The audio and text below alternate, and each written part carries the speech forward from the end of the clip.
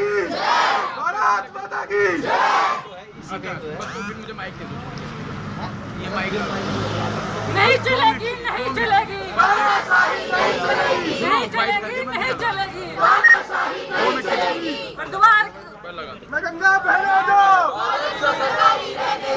हरिद्वार में गंगा बहने दो, पुलिस को सरकारी रहने दो, पुलिस को सरकारी बनाना है, निजीकरण को हटाना है, पुलिस को सरकारी बनाना है, निजीकरण को हटाना है, नहीं चलेगी, नहीं चलेगी, तानाशाही रहने दो, हरिद्वार में गंगा बहने दो, पुलिस को सरकारी रहने दो, हरिद्वार में गंगा बहने दो, पुलिस को सरकारी रहने दो, हरिद्वार में गंगा बहने दो, पुलिस को सरकारी रहने दो, नहीं चलेगी, नहीं चलेगी, तानाशाही नहीं चलेगी, नहीं चलेगी, नहीं चलेगी, तानाशाही नहीं चलेगी, पुलिस को सरकारी रहने दो, निजीकरण को हटाना है, पुलिस को सरकारी रहने दो, नहीं चलेगी, नहीं चलेगी, तानाशाही नहीं चलेगी।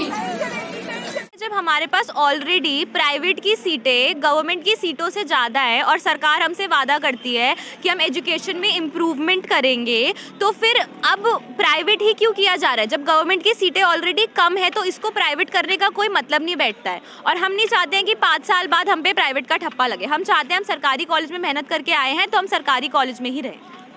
इसके बाद जैसे हम इसके साथ इसका सपोर्ट ही नहीं करते हैं, हम चाहते ही नहीं है। जब हमसे वादा किया गया है तो अब इन्हें उस वादे पे उतरना पड़ेगा, इसे सरकारी ही रहना पड़ेगा। हम बस यही कहना चाहते हैं, ये इसे प्राइवेट नहीं कर सकते। हमारा पूरा बैच 2024 बैच MBBS का इसका पूर्णतः विरोध कर रहा है, क्योंकि सबसे पहली बात तो ये है कि इन्होंने हमको पहले नहीं बताया था कि ये कॉलेज PPP मोड पे रन करेगा, इसको एक प्राइवेट यूनिवर्सिटी टेक ओवर करेगी। अगर हमको पहले पता होता तो हम शायद बाकी की 4 में से किसी एक कॉलेजेस में भी पढ़ रहे होते।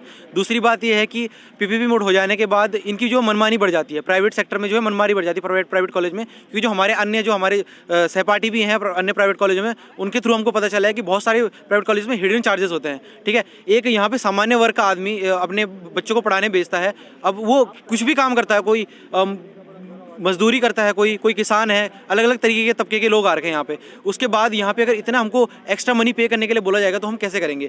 दूसरी बात ये है कि अगर हमको मनी पे करने के लिए नहीं बोला जाता है, हमारी फीस अगर सरकारी भी रहती है, उसके बाद भी हम पे जो MBBS का जो हमारी जो डिग्री होगी उसमें प्राइवेट का टैग लगेगा, जो कि हम बिल्कुल भी नहीं चाहते। हमने इतनी मेहनत करके इस सरकारी सीट को पाया है, उसके बाद हमको यहाँ के पता चलता है कि कॉलेज तो प्राइवेट यूनिवर्सिटी रन करेगी, तो ये हमारे साथ कहीं ना कहीं सरासर एक धोखा हुआ है सरकार की तरफ से। दूसरी बात ये कि सरकार अगर पहली बात उत्तराखंड में बहुत कम मेडिकल कॉलेज है, जिसकी वजह से कट ऑफ बहुत आई जा रही है।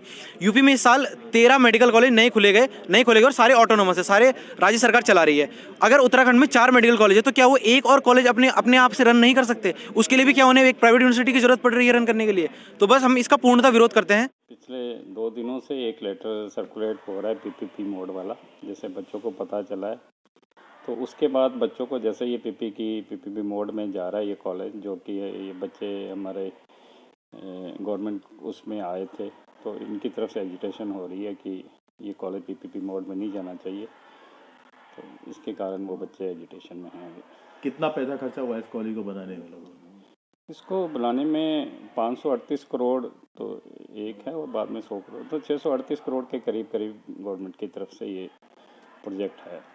तो ये PPP मोड में देने का लेटर क्या आपको प्राप्त हुआ? नहीं, अभी कोई हमें नहीं हुआ। ये सोशल मीडिया से ही जो बच्चों को भी पता चल रहा है वही है, जिसके कारण ये सारे बच्चे एजुटेशन कर रहे हैं। ऑफिशियल कोई सूचना आपके पास नहीं पहुंची? नहीं, अभी ऐसा कुछ नहीं आया। ये मुद्दा नहीं, कांग्रेस का संकल्प था।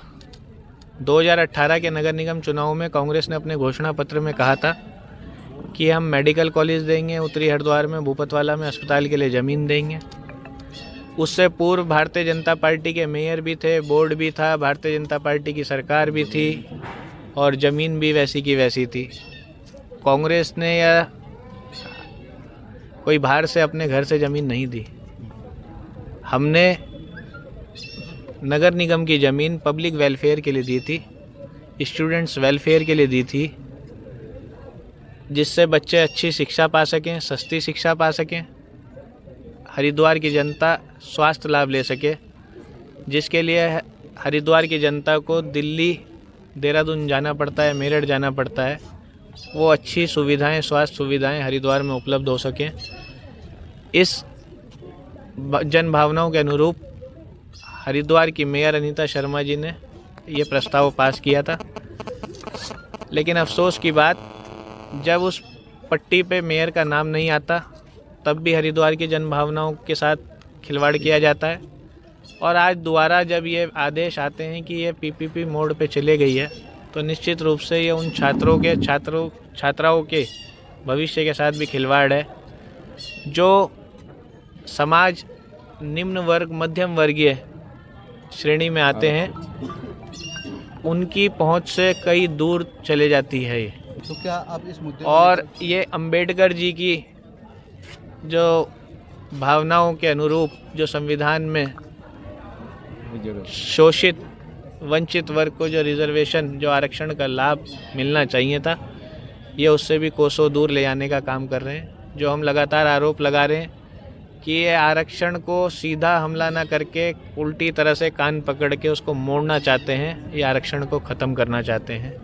तो ये प्राइवेटाइजेशन करके निश्चित रूप से ये उस आरक्षण को, उस संविधान पर भी हमला है।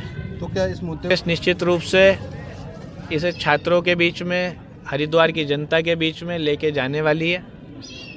जो भाजपा के विधायक, हरिद्वार के विधायक, 5 बार के विधायक अपनी जनसभाओं में ये कहने का काम करते हैं कि हमने मेडिकल कॉलेज दिया, हमने अस्पताल दिया, तो उनसे पूछने का काम करेगी हरिद्वार की जनता, मेडिकल कॉलेज हरिद्वार के लिए नहीं, आपने कॉरपोरेट घरानों के लिए दिया।